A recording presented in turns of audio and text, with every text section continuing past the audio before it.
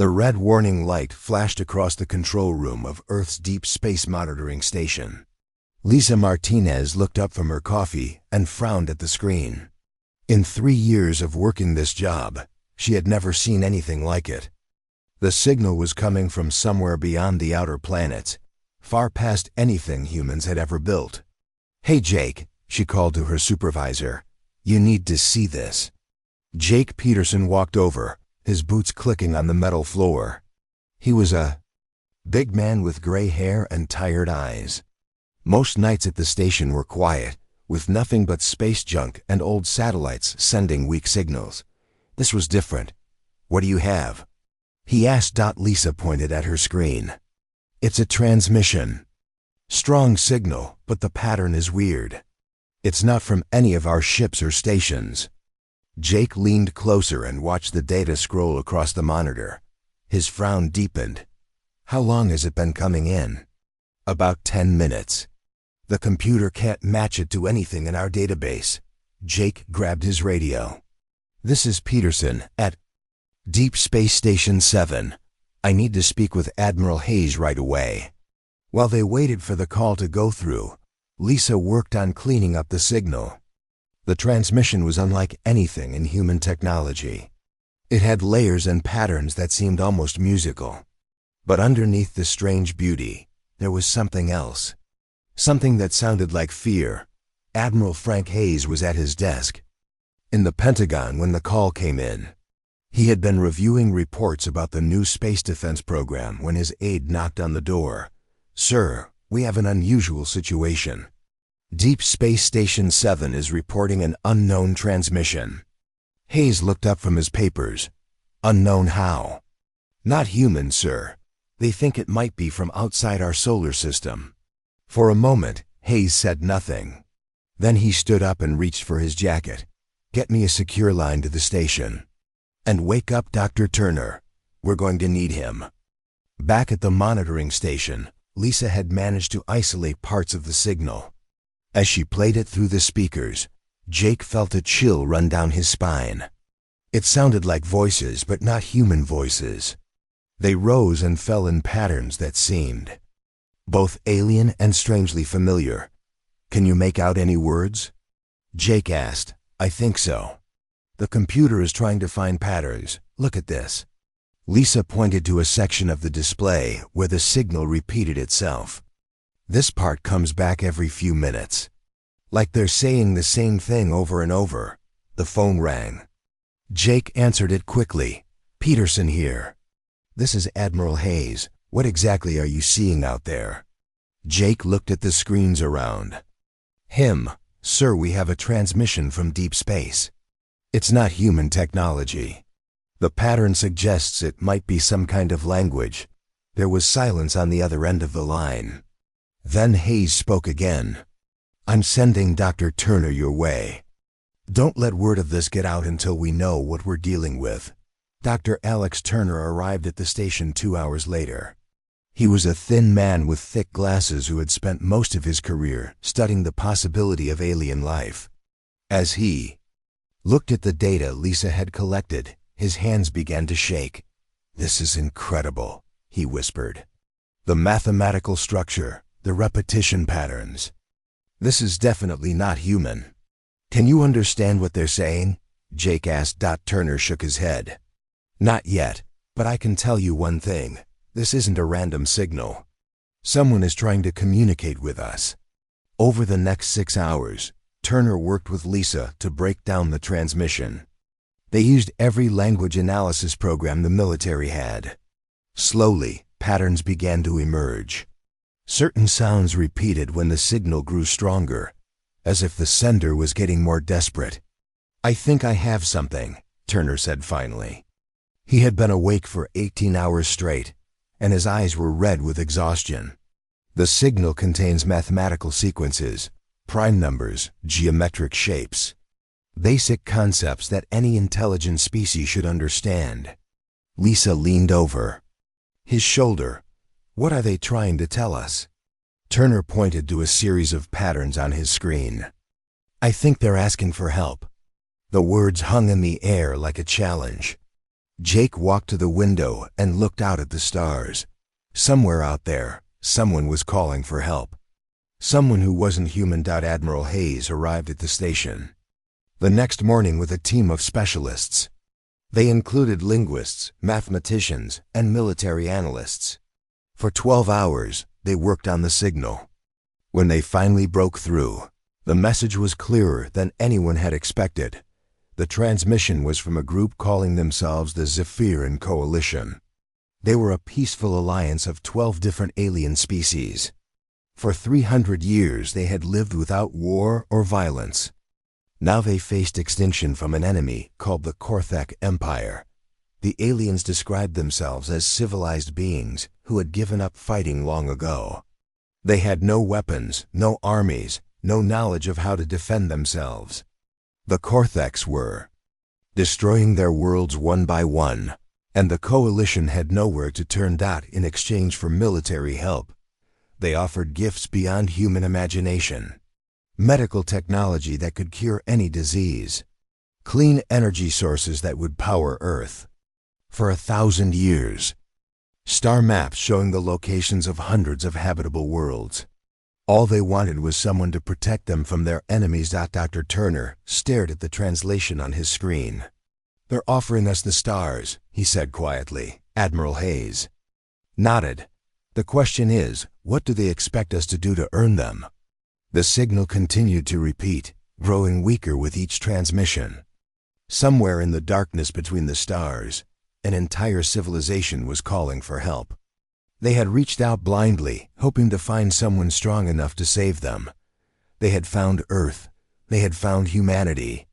They had no idea what they had just awakened. Jake Peterson looked at the faces around him and realized that everything was about to change. The universe had just become a much bigger and more dangerous place. And for the first time in human history, Earth was no longer alone. Captain Ryan Clark stood on the bridge of the starship New Horizon and watched the alien vessel grow larger on the main screen. 3 weeks had passed since Earth received the desperate message from the Zephyrian Coalition. Now he was about to meet them face to face. The alien ship looked nothing like human designs. It was smooth and curved, like a giant pearl floating in space. Soft lights glowed along its surface in patterns that seemed to pulse like a heartbeat. There were no weapons visible anywhere on the hull. "Captain, they're sending us docking instructions," said Lieutenant Benstone from the communications station. "Their language program is working better now. We can understand most of what they're saying." Ryan nodded. "Take us in slowly. I want everyone to stay calm and follow protocol."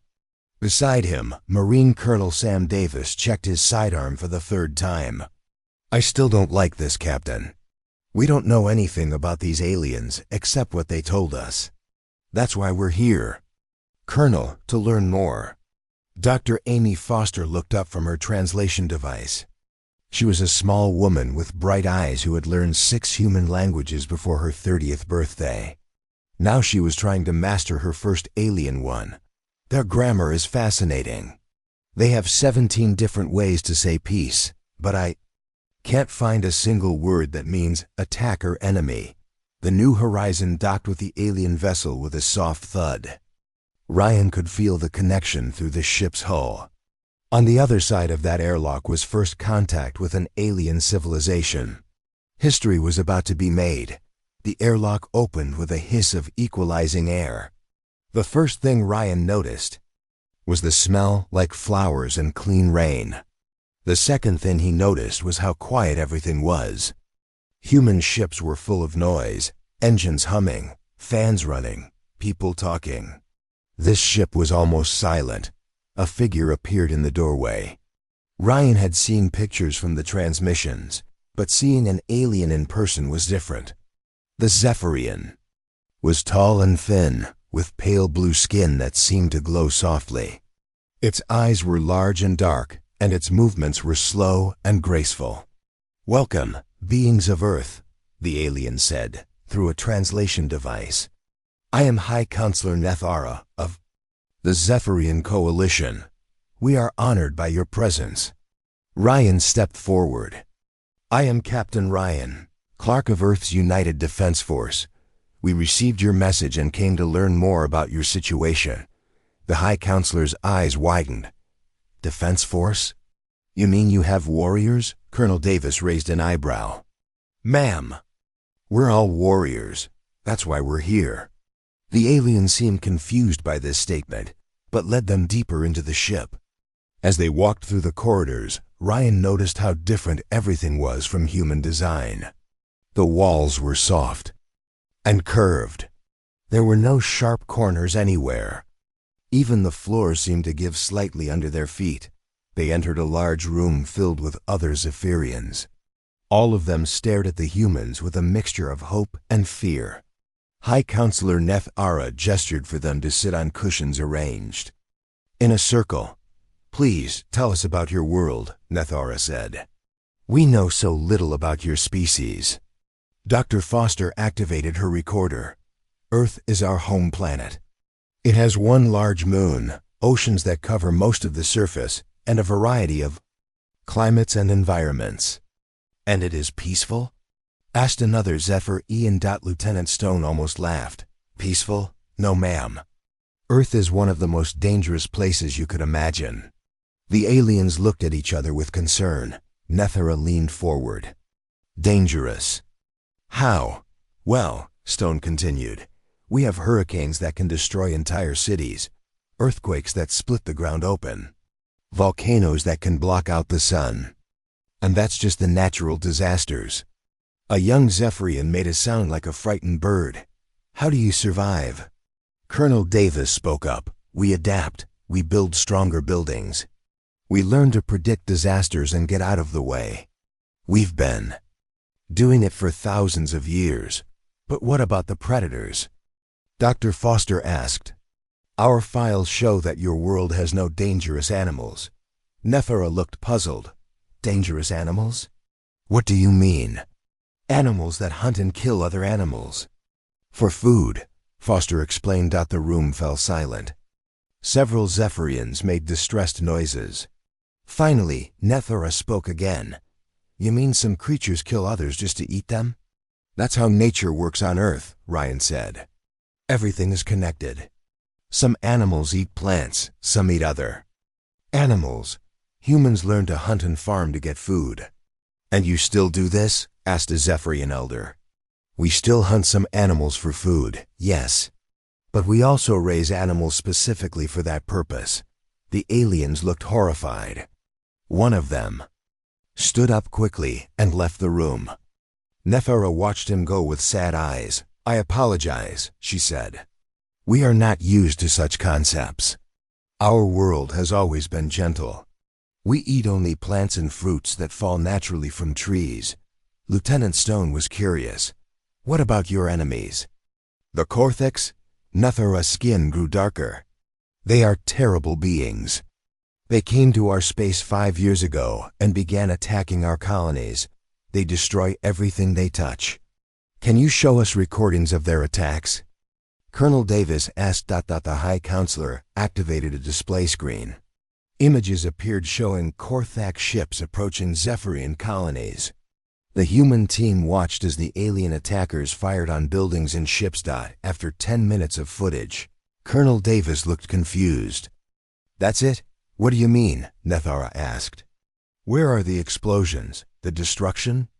This looks like they're using very weak weapons. The Zephyrians exchanged glances. Those weapons destroyed 3 of our cities, one of them said quietly. Dr. Foster studied the images more carefully. I think I understand. Your buildings are made of very light materials. What seems like heavy weapons to you would be considered small arms to us. Lieutenant Stone pointed at the screen. Look at how the Korthak ships move. They attack in straight lines in formation. They telegraph every move they're going to make. What does that mean? Asked Neth-Ara. It means they fight like they're in a parade, Colonel Davis said. No tactical movement, no surprise attacks, no real strategy. Suddenly, alarms began sounding throughout the alien ship. A Zephyrian rushed into the room, speaking rapidly in their own language. Nethura's skin went pale. Korthik scouts, she sighed. 3 ships, approaching fast. Captain Clark activated his communicator. New horizon, this is the captain. Red alert. Prepare for combat. The Zephyrians looked at him in shock. Combat, but we must flee. Not this time, Ryan said firmly. Let's show you how humans deal with bullies. Through the alien ship's viewports, they could see the Korthik vessels approaching. They were large and angular, with weapons bristling from every surface. They moved slowly and deliberately, as if they had all the time in the world. New horizon to Captain Clark, came the voice from his communicator. We have target lock on all 3 vessels. Fire at will, Ryan ordered. The human ship's weapons lit up space. Precise beams of energy struck the Korthik vessels with deadly accuracy. Within minutes, all 3 enemy ships were drifting powerless in space. The Zephyrians stared in amazement. High Counselor Nethura looked at the humans with new understanding and growing fear. That was impossible, she whispered. No one defeats Korthak ships that quickly. Colonel Davis smiled grimly. Ma'am, you haven't seen anything yet. But as Ryan looked at the frightened faces around him, he began to wonder if the Zephyrians had made a terrible mistake in calling for Earth's help. Admiral Jake Peterson stood on the bridge of the starship Defiance and watched the Zephyrian home system grow larger on the main screen. Behind him, 42 human warships moved in perfect formation. It was the largest fleet Earth had ever sent beyond the solar system. Admiral, we're receiving a transmission from the alien coalition, said Communications Officer Lisa Martinez. She had volunteered for this mission after spending weeks learning the Zephyrian language. Put it through, Peterson ordered. High Counselor. Nethura's image appeared on the screen. Her blue skin looked even paler than before, and her large eyes were filled with worry. Admiral Peterson, welcome to our system. We are grateful for your arrival, but we must discuss something important. What's the problem, Counselor? Your fleet is much larger than we expected, and your ships. She paused, searching for words. They look very dangerous. Peterson glanced around his bridge.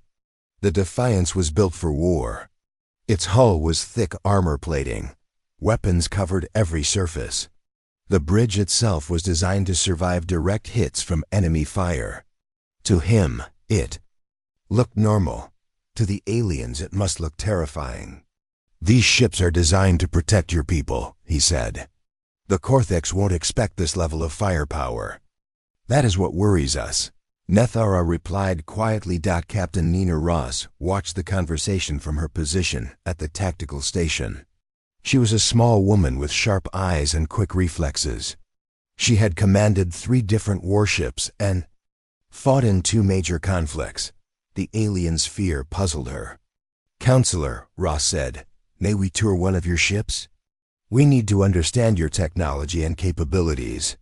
Nethura nodded slowly. Of course. We will send a transport to bring your representatives aboard our flagship. 2 hours later, a small group of humans floated through the docking bay of the Zephyrian vessel Harmony's Light. General Tony Mitchell led the group, along with Captain Ross and Dr. Jenny Walsh, the fleet's chief medical officer. The first thing Mitchell noticed was how quiet everything was. Human ships were full of noise, engines running, systems humming, crew members shouting orders. This ship felt like a library. Their Zephyrian guide, a young alien named Karith, led them through corridors that curved gently in all directions. There were no straight lines anywhere. Everything was soft and rounded. Where are your weapons? Mitchell asked. Karith looked confused. Weapons? We do not understand.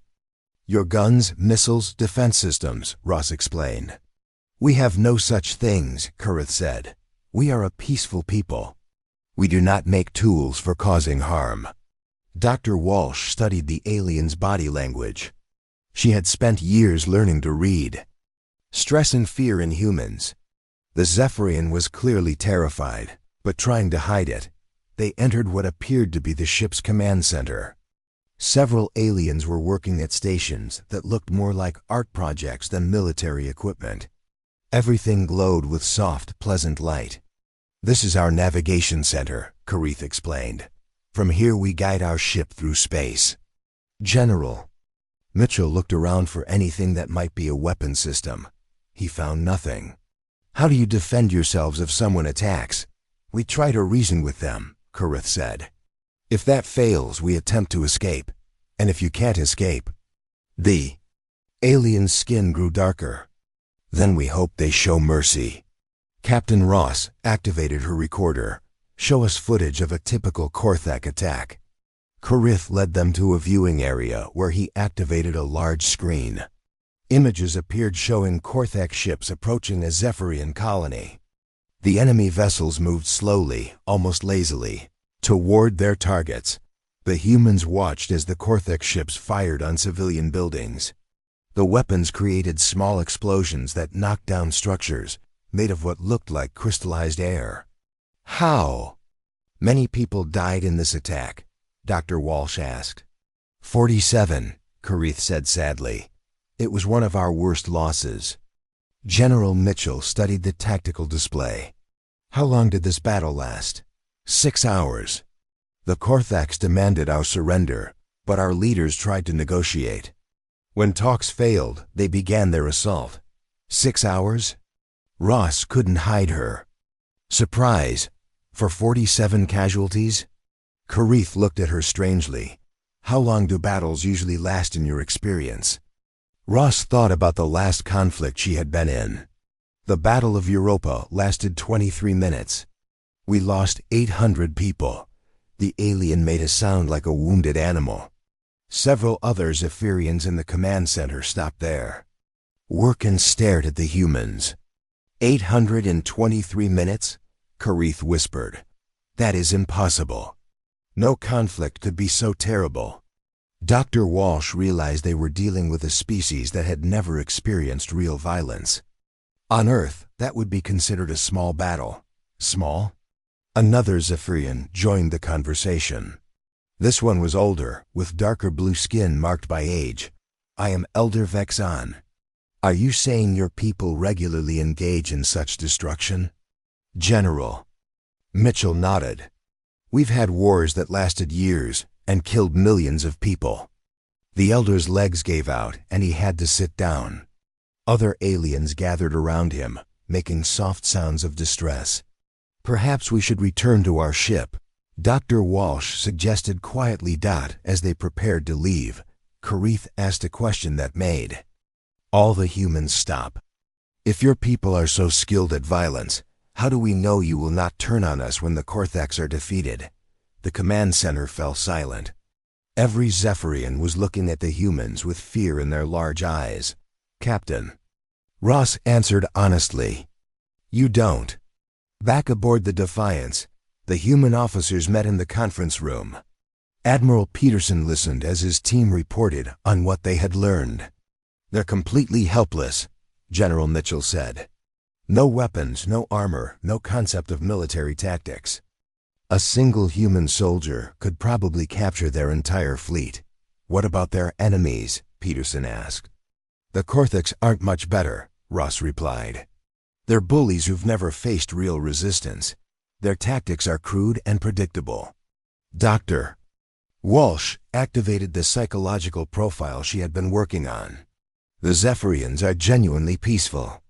They've lived without conflict for so long that they've lost all understanding of violence. But that also means they have no way to judge our intentions." "What do you mean?" Peterson asked. "They asked for protectors, but they have no way to know if we'll protect them or conquer them. To them, there's no difference between a guardian and a tyrant." Peterson stared out the viewport at the alien fleet. Dozens of beautiful defenseless ships floated nearby. Their crews were completely at the mercy of the humans who had come to help them. Intelligence. Officer Maya Chen entered the conference room carrying a datapad. "Sir, we've intercepted Korthak communications.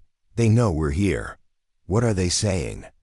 "They're mobilizing their main fleet. Apparently they've never encountered serious resistance before." They're not sure how to respond to us. Peterson nodded. How long before they arrive? 3 days, maybe 4. The Admiral looked around the table at his officers. They were all experienced warriors who had spent their lives preparing for battle. The Zephyrians had spent their lives avoiding it. We came here to protect these people, he said finally. But I'm starting to wonder if we're more dangerous to them than their enemies. Outside the conference room, the human fleet continued its preparations for war. Weapons were checked and rechecked. Battle plans were reviewed. Soldiers prepared their equipment. None of them realized that the aliens they had come to save were more afraid of their protectors than they were of their enemies. The Korthak war fleet emerged from hyperspace like a dark cloud blocking out the stars. 130 ships arranged in perfect formation, their hulls gleaming with weapons and armor. At the center of the fleet was the massive dreadnought, Endless Victory, flagship of Warlord Threxka. Admiral Peterson watched the enemy formation on his tactical display. The Korthaks moved exactly as Intelligence Officer Maya Chun had predicted. Slow, predictable, designed to intimidate rather than fight effectively. They're beautiful, Captain Ross said from her position beside him. Like a parade formation. A parade formation that's never faced real opposition, Peterson replied. Signal all ships. Execute Battle Plan Delta. The human fleet suddenly scattered in all directions. What had been a tight formation became dozens of individual ships moving in seemingly random patterns. The Zortherians, watching from their safe distance, were confused by the chaos. High Counselor Nethara spoke through the communication system. Admiral Peterson, your ships appear to be fleeing in panic. No, Counselor, we're getting into position. On the bridge of the Endless Victory, Warlord Threska studied the human ships with growing confusion. He was a massive creature, even by Korthak standards, with armor-plated skin and 4 powerful arms.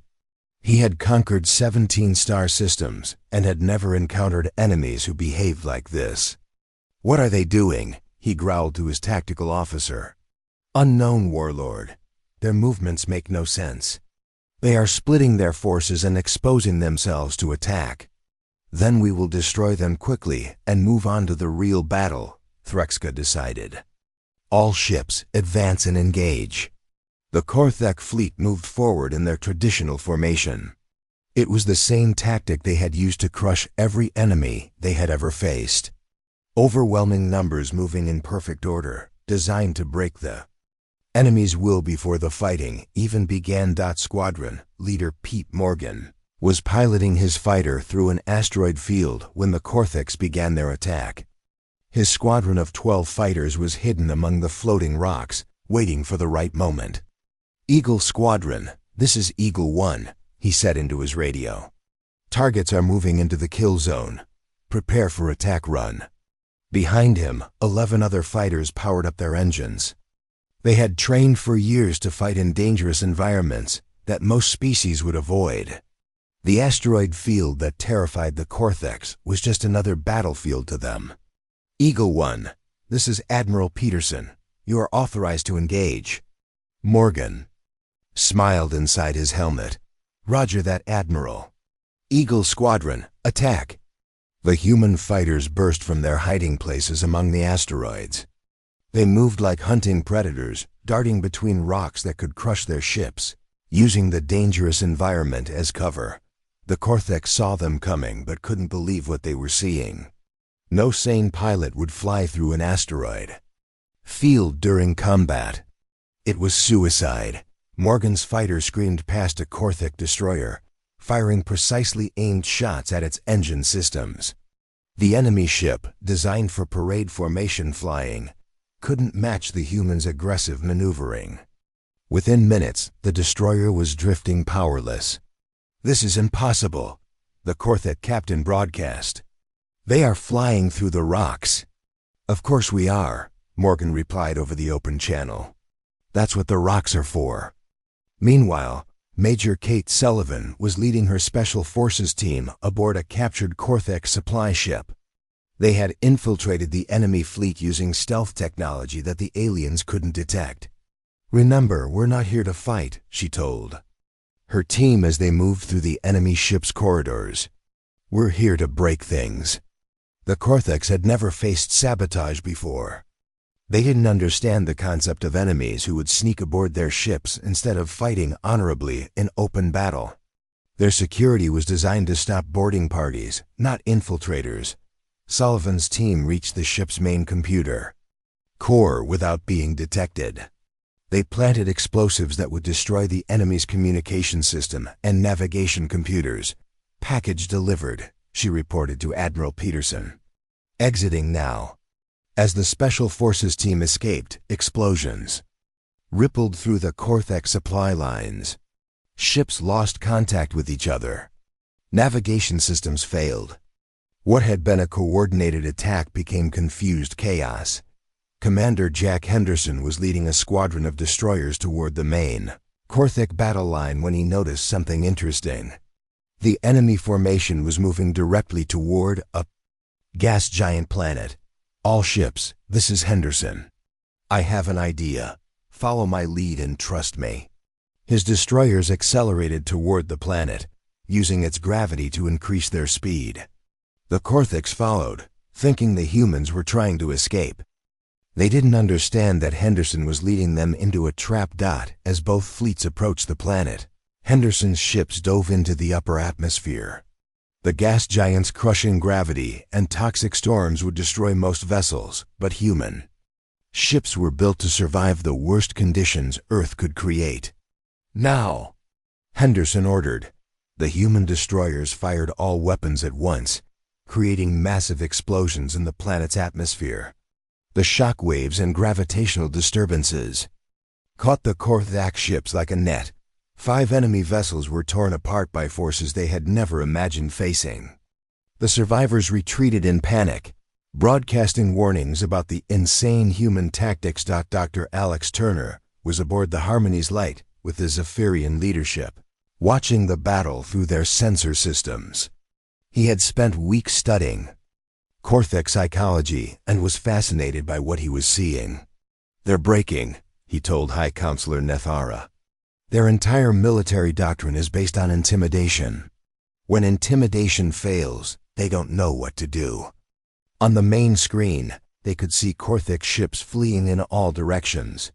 The perfect formation had collapsed into individual vessels running for their lives. "But your people are so few compared to them," Nethara said.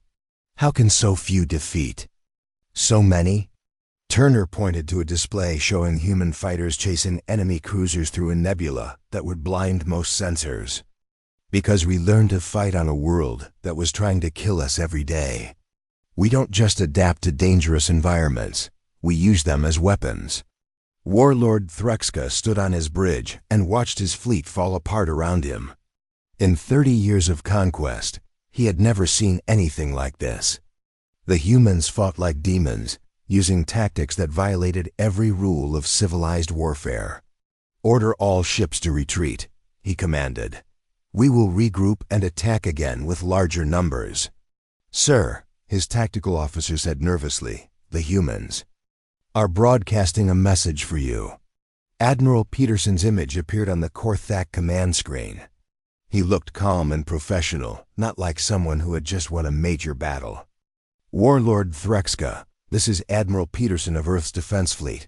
You have one chance to surrender peacefully. Your choice." Threxka's 4 arms clenched into fists. "I am Warlord Threxka, conqueror of 17 worlds. I do not surrender to inferior species." Peterson's expression didn't change. "Then we'll do this the hard way." The communication ended. Around the Korthek flagship, human ships closed in like predators surrounding wounded prey. For the first time in his life, Warlord Threxka understood what it felt like to be hunted. High Counselor Nethara watched the human ships pursue their fleeing enemies and felt a chill run through her body. The humans had saved them, but they had done it with a level of violence and tactical brilliance that terrified her. "Dr. Turner," she said quietly, "what have we done?" The human scientist looked at her with understanding in his eyes. You asked for help from a species that survived by being more dangerous than everything else on their planet. And now? Turner watched as Squadron Leader Morgan's fighters disappeared into hyperspace, chasing the retreating Korthax. Now you've seen what Earth's children can do when someone threatens their friends. The human fleet pursued the retreating Korthax deeper into enemy territory than Admiral Peterson had originally planned. What started as a defensive mission had become something else entirely. The taste of victory was strong, and his crews wanted more. Captain Nina Ross stood on the bridge of her destroyer Thunderbolt, watching Korthak industrial stations burn in the distance. Her weapons had reduced 3 manufacturing facilities to scrap metal in less than an hour. "Captain," her tactical officer said, "we're receiving new orders from Admiral Peterson." Ross read the message on her screen and frowned. "He wants us to pull back and regroup with the main fleet. Are we going to follow those orders?" asked Commander Greg Parker, her second in command. Ross looked at the tactical display. There were more Korthak facilities ahead, completely defenseless. Her destroyer could destroy them all before the enemy could mount any resistance. Not yet, she decided. There's still work to do here. Meanwhile, Colonel Sam Davis was leading his Marines through a Korthak supply depot. The enemy soldiers had fled without putting up any real fight, leaving behind warehouses full of weapons and equipment. "Sir," Sergeant Mike Torres called out, "we found something interesting." Davis walked over to where his men had opened a large container. Inside were thousands of small devices that looked like communication equipment. "What are they?" Davis asked. Torres activated his scanner. "Looks like some kind of control system. For civilian populations, I think." Davis studied the devices more carefully. They were designed to be implanted in alien bodies. The technology was crude but effective, a way to control conquered populations through fear and pain. "Burn it," he ordered. "Burn it all." As his Marines set fire to the warehouse, Davis felt a cold anger building inside him. These weren't just military enemies. They were oppressors who tortured civilians for fun. Dr. Jenny Walsh was aboard the flagship Defiance, trying to analyze the psychological effects of the ongoing battle. She had spent weeks studying both the Korthaks and the Zephyrians, and what she was seeing worried her. "Admiral," she said to Peterson as he reviewed battle reports, "we need to talk." Peterson looked up from his tactical display. "What's the problem, Doctor? Our people are getting carried away. This stopped being a defensive mission 2 days ago." Peterson knew she was right. His original orders were to protect Zephyrian space and drive off the Korthak invasion. Now his ships were operating deep in enemy territory, destroying anything that looked military. "The Korthaks are bullies," he said. "Sometimes you have to hit a bully hard enough that he never comes back." "But at what cost?" Walsh asked. "Captain Ross has ignored 3 direct orders to return to formation. Colonel Davis's Marines are supposed to be gathering intelligence, not burning down supply depots." Before Peterson could respond, intelligence. Officer Maya Chun burst into the conference room. "Sir, we have a problem. The Korthaks are trying to surrender." "Surrender to who?" "To the Zephyrians, not us. Warlord Threxka just broadcast a message offering to negotiate with High Counselor Nethara." Peterson activated the main screen and played the recorded message. Warlord Threxka appeared, looking much less impressive than he had a week ago. His armor was damaged and his voice shook with fear. "High Counselor Nethara of the Zephyrian Coalition, I am Warlord Threxka of the Korthak Empire.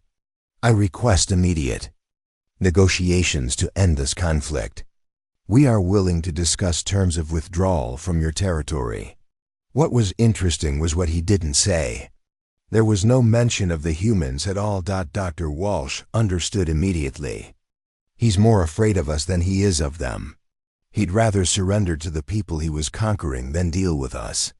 Admiral Peterson opened a communication channel to the Zephyrian flagship. High Counselor Nethara appeared on the screen, but she looked different than before. Her usual calm demeanor was gone, replaced by barely controlled fear. "Admiral Peterson," she said, "we need to discuss your fleet's recent actions. What about them? Your ships have destroyed 17 Korthak facilities in the past 3 days. You've moved far beyond our territory into what was neutral space." Peterson felt defensive. Those facilities were supporting the invasion of your worlds. Perhaps. But you didn't ask our permission before attacking them. You simply decided they needed to be destroyed.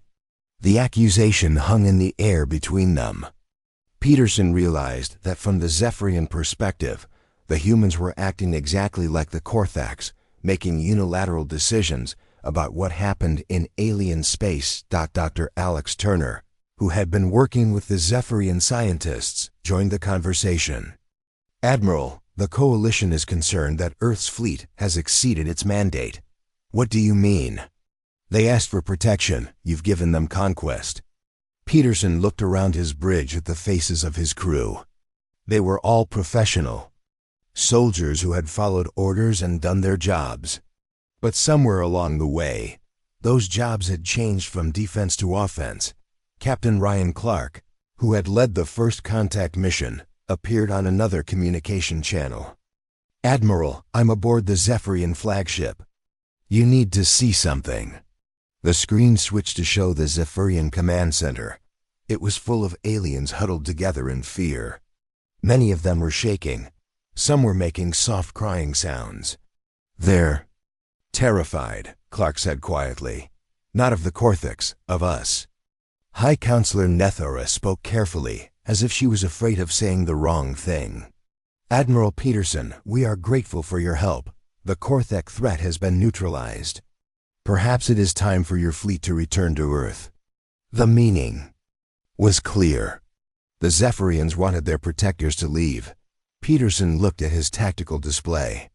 His ships were scattered across 3 star systems, chasing down the remaining Korthak forces. Captain Ross was still ignoring orders. Colonel Davis's Marines were conducting what amounted to a terror campaign against enemy supply lines.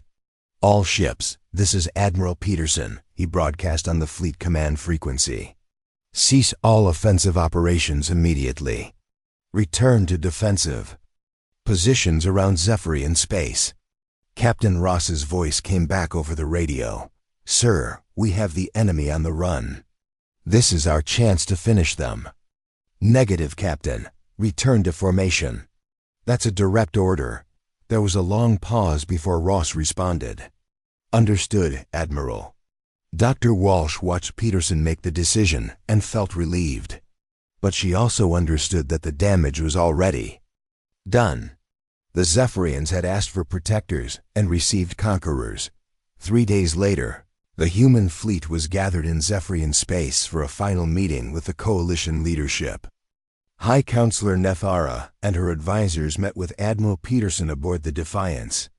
"The Korthak Empire has agreed to withdraw completely from Coalition space," Nethara reported. "They have also promised to leave our neighbors alone." "That's good news," Peterson said. "Yes, it is also the last piece of business we need to conclude together." Peterson understood. "You want us to leave?" Nethara's skin grew darker with embarrassment. "Admiral, your people saved us. We will always be grateful. But we have learned something about ourselves during this conflict." "What's that?" "We are not ready to be friends with warriors. We asked for protection, but we were not prepared for what protection requires." Dr. Turner spoke up. "Counselor, Earth would be willing to establish a defensive alliance. We could guarantee your security without maintaining a permanent presence. Thank you, but no. We have decided to develop our own defenses. Peaceful ones, but defenses nonetheless." Admiral Peterson stood up and extended his hand to the alien leader. "We understand, Counselor. If you ever need our help again, you know how to reach us." Nethara looked at his outstretched hand for a moment, then carefully reached out to shake. "Admiral, may I ask you something?" "Of course." Your people are capable of great kindness and great violence. How do you choose which one to use? Peterson thought about the question for a long moment. We try to remember that our greatest strength isn't our ability to fight. It's our ability to choose when not to fight. As the human fleet prepared to leave Zephyrian space, Dr. Walsh stood at an observation window watching the alien ships in the distance. They looked as beautiful and peaceful as ever, but she knew they would never be quite the same. The galaxy had learned something important. Deathworlders made excellent protectors, but they also made dangerous friends. The line between Guardian and Conqueror was thinner than anyone wanted to admit. On Earth, the mission would be recorded as a complete success. The alien allies had been saved, the enemy defeated, and humanity had announced its presence to the galaxy. But those who had been there knew the truth. They had seen what happened when Earth's children were let off the leash. And they understood why the Zephyrians had been more afraid of their rescuers than their enemies. The universe was a dangerous place. Sometimes the most dangerous thing in it was the help you asked for.